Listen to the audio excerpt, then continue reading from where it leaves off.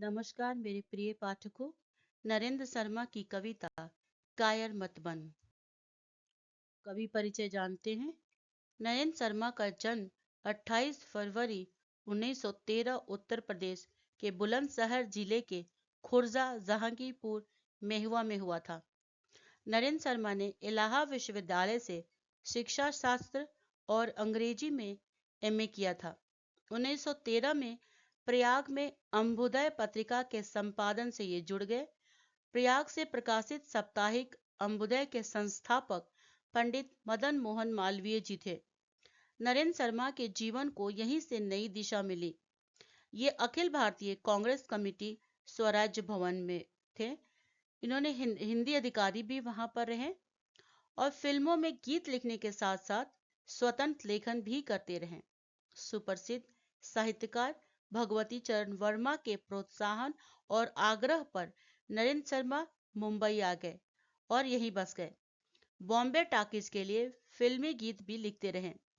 लेखन के साथ साथ आकाशवाणी से भी जुड़े रहे। 3 अक्टूबर 1957 को भारतीय रेडियो प्रसारण के क्षेत्र में एक नया अध्याय जुड़ा। वो नाम था विविध भारती।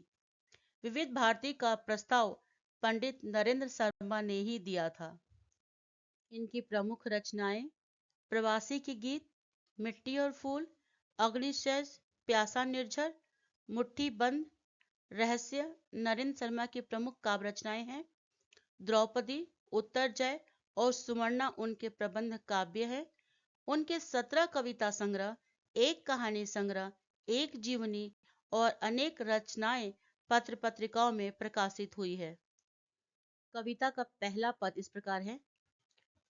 कुछ भी बन बस कायर मत बन, ठोकर मार पटक माथा तेरी, राह रोकते पाहन।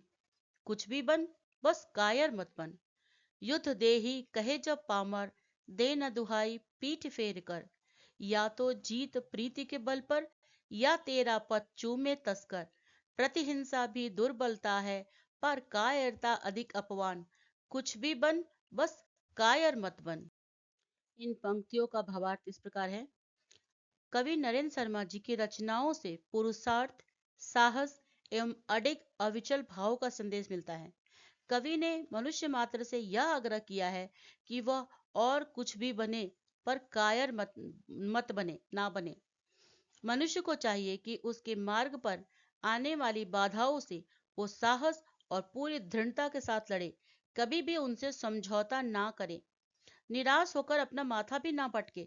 कवि कहते हैं कि कायर इंसान मृत्यु से पहले 100 बार मरता है। इसीलिए कवि कहते हैं, आग्रह कर रहे हैं कि जिंदगी में कुछ भी बनो, बस तुम कायर मत बनो। दूसरा पद है। ले देकर जीना क्या जीना, कब तक गम के आंसू पीना। मानवता ने सींचा तुझको, बहा युगों तक खून पसीना। कुछ ना करेगा किया करेगा, गारे मनुष्य बस कातर क्रंदन। कुछ भी बन बस कायर मत बन। भावार्थ है। कवि ने कहा है कि मानवता जो है वो अमूल्य है, जिसे मूल्य देकर भी खरीदा नहीं जा सकता। यानी किसी कीमत पर कोई पैसा देके, कोई धन खर्च करके उसे आप खरीद नहीं सकते हो। ये एक भावना है, एक भाव है। उसकी रक्षा के सामने व्यक्ति की सुरक्षा का कोई मूल्य नहीं है।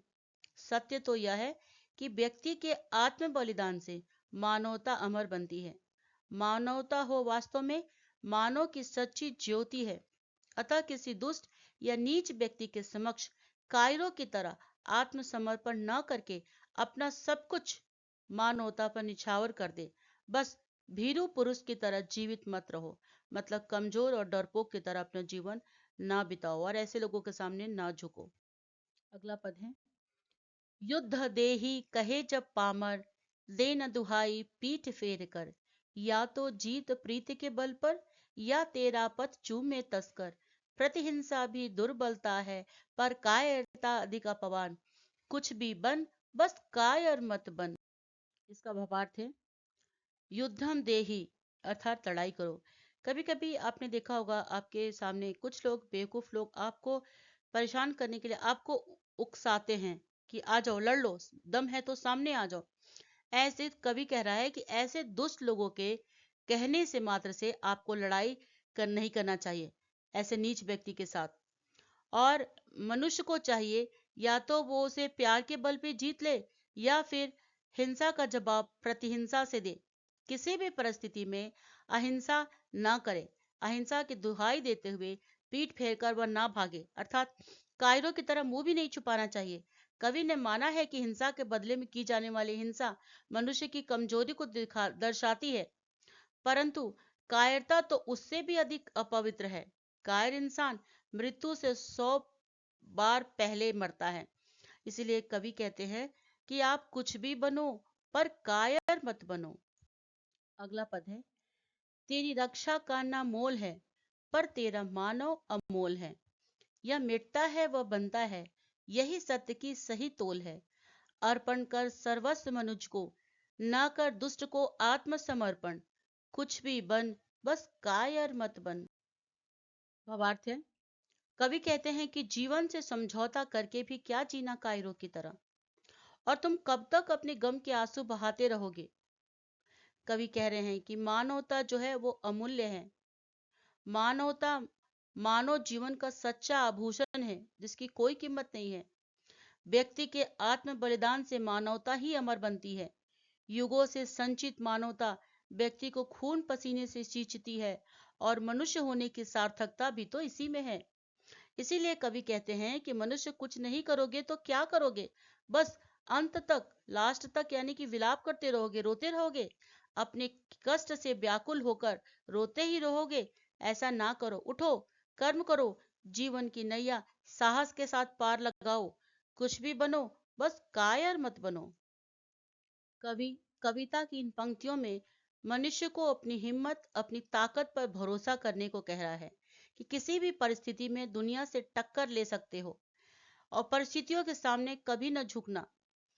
कवि लोगों का आह्वान कर रहे हैं।